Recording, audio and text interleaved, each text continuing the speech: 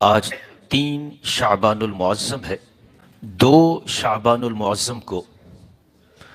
کچھ روایات کے مطابق حضرت امام اعظم ابو حنیفہ، جن کو سراج الامت کہا جاتا ہے، امام الائمہ کہا جاتا ہے،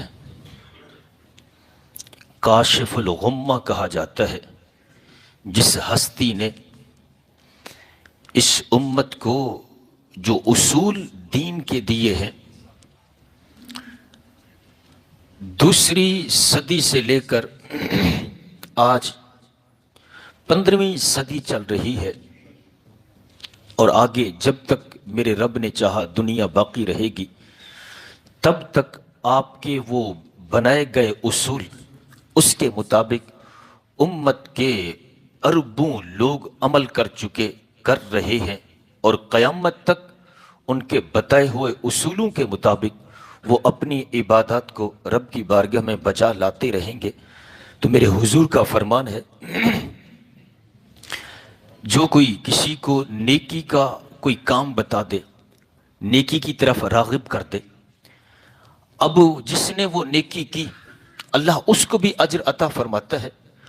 اور جس نے اسے اس کی طرف راغب کیا اللہ اسے بھی اتنا ہی ثواب عطا فرماتا ہے۔ پھر آگے اس نے جس کو بتایا، لوگ اس راستے پر چل پڑے،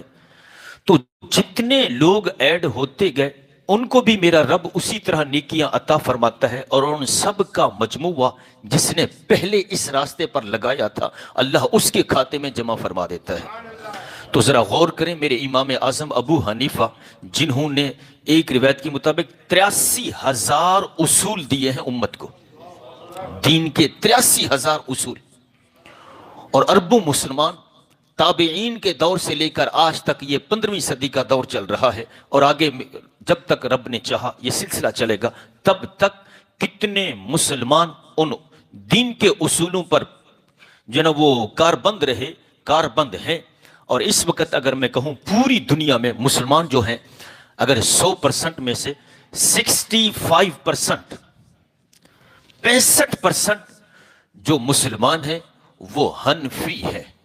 امام اعظم کے مقلد ہیں۔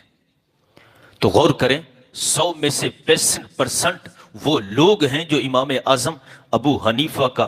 دیا ہوا جو وہ مسلک ہے، جو اصول ہیں دین کے، ان پر کاربند ہے، اور قیامت تک یہ سلسلہ چل رہا ہے۔ تو ذرا سوچیں، امام اعظم کے مقام کو پھر عقل کہاں تول سکتی ہے، وہاں تک کب عقل پہنچ سکتی ہے؟ تو